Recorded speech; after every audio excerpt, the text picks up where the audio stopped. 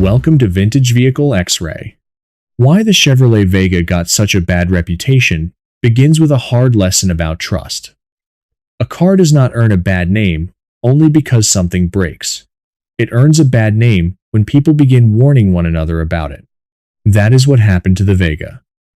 At first, this little Chevrolet looked smart, modern, and exactly right for a changing America. Then, owners started talking. They talked about rust.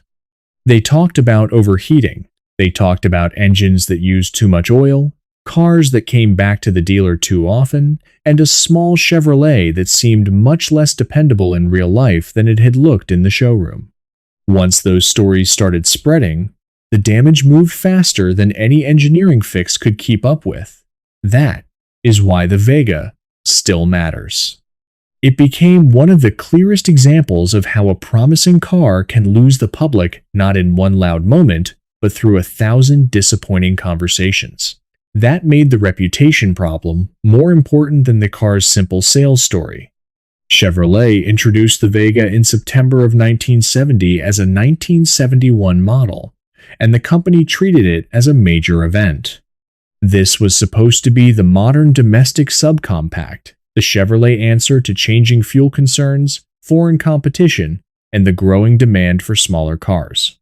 The Vega looked fresh, won major early praise, and even claimed Motor Trend's Car of the Year award for 1971.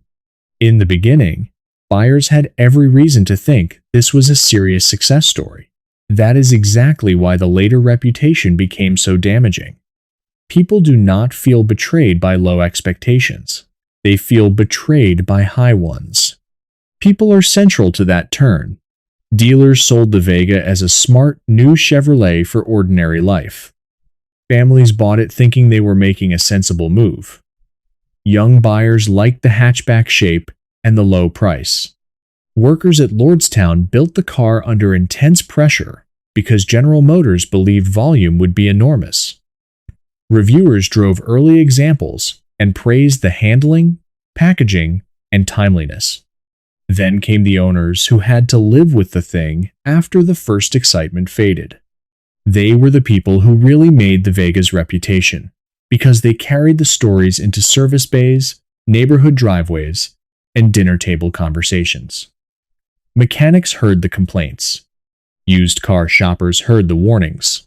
Word of mouth turned the Vega from a bright new Chevrolet into a cautionary name. Citations for the 3 paragraphs above. The design itself was not the problem. In fact, the Vega looked very good for what it was trying to be. It sat low and tidy, with crisp proportions and a body that seemed more modern than many American economy cars of the period. The hatchback coupe in particular had a neat, youthful shape that buyers found attractive. There were other body styles too, including the sedan, camback wagon, and panel delivery, which helped the range feel flexible and complete. That variety should have strengthened the Vega's image, because it suggested Chevrolet had thought carefully about different kinds of owners. And visually, the car often made a strong first impression. That is part of why its reputation story is so painful. The Vega did not look like a hopeless machine. It looked like a car that ought to have done much better. The manufacturing story explains why the reputation soured so quickly. General Motors built the Lordstown plant specifically for the Vega and filled it with automation, speed, and ambition. The goal was enormous production, with the line intended to move faster than was normal for the time. On paper, that sounded like progress. In real life, it created pressure.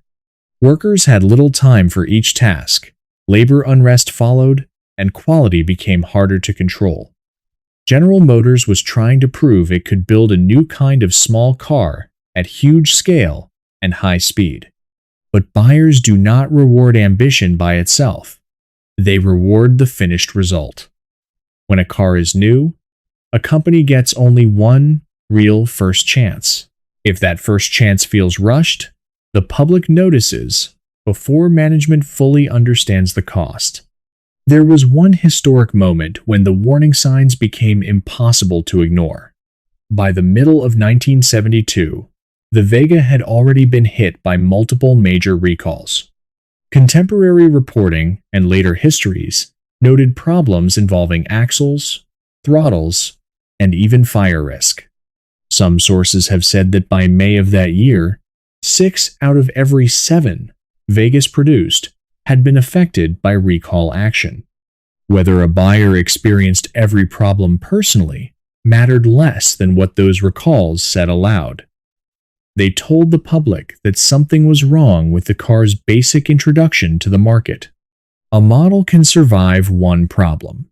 It struggles when the news makes it sound as if the whole launch was unstable. Citations for the 3 paragraphs above. Daily life is where the bad reputation really formed. The Vega should have been easy to own.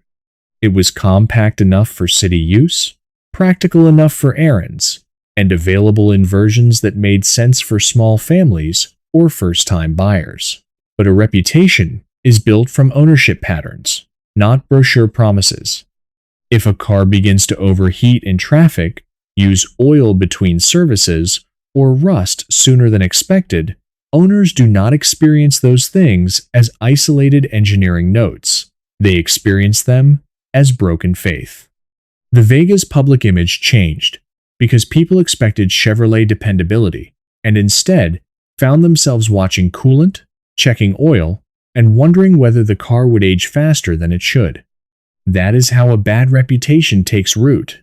It becomes emotional before it becomes historical. Inside, the Vega did enough right to make the story even more frustrating. The cabin was not luxurious, but it was modern and reasonably pleasant for a small American car of the early 1970s. The seating position felt lower and more involved than many economy cars. The hatchback versions offered useful flexibility. Better trims gave the car a little more style and equipment, while the overall layout made it feel like Chevrolet had taken small car buyers seriously. This is important because bad reputations often grow fastest around products that almost succeed. If the Vega had been ugly inside, crude to drive, and obviously second-rate from the start, buyers might have expected less. Instead, it showed just enough promise to make every flaw feel more disappointing. The engine did more than anything else to poison the Vega's name. Chevrolet developed a lightweight aluminum block inline-4 for the car, and in engineering terms that sounded advanced and modern. But the public does not judge engines by engineering theory. It judges them by what happens when heat, traffic, neglect, and ordinary ownership begin doing their work. The Vega's engine became notorious for overheating, oil consumption, and cylinder wall damage. Some later arguments tried to narrow the blame to cooling system neglect or valve seal issues, but public reputation does not care much about fine distinctions once enough engines have failed in enough visible ways. To ordinary owners, the truth was simpler. The Vega had an engine that too often seemed fragile in a car that was supposed to be practical. Citations for the 3 paragraphs above. Rust made everything worse. A small car can sometimes survive a weak engine reputation if the body stays sound, because owners may feel the trouble can be repaired. But the Vega also developed a strong reputation for corrosion, and that turned irritation into disgust. Rust does something emotional to a car's image. It makes a vehicle look tired, cheap, and older than it should be. Engine trouble makes owners worry. Rust makes neighbors notice. Once people started seeing Vegas bubble, fade, and rot, the bad name became visible from the outside. At that point, the car was not only disappointing its owners, it was advertising its disappointment to everybody else on the street. One more reason the reputation hardened was that the Vega's troubles kept arriving in different forms instead of one clean, understandable flaw. If the issue had only been rust, some buyers might have blamed weather. If it had only been the engine, some might have blamed maintenance. But the Vega seemed to gather complaints from several directions at once. Safety criticism from consumer advocates, stories about quality slipping at Lordstown, and the visible need for repeated factory fixes all fed the same larger conclusion. The car felt unsettled. That feeling matters because buyers often forgive a machine they understand. They struggle to forgive one that seems to keep surprising them in new and unwelcome ways. The Vega's reputation became heavy because it no longer sounded like a car with one weakness. It sounded like a car whose owners were never sure what would disappoint them next. Once the warranty trips began piling up, comparison made the problem even harder to escape. Against the Ford Pinto, the Vega initially seemed more polished and more sophisticated. Against imports, it offered Chevrolet dealer support and a familiar domestic badge. Against older, American compacts, it looked more advanced. But that only sharpened the fall. Buyers had expected the Vega to set a new standard. Instead, it began reinforcing the old fear that Detroit could talk brilliantly about small cars without building them durably enough. Once that larger fear attached itself to the Vega, the car stopped being judged only as one model. It became a symbol, and symbols rarely get a fair second chance. Citations for the 3 paragraphs above. General Motors did try to fight back. Improvements came year after year,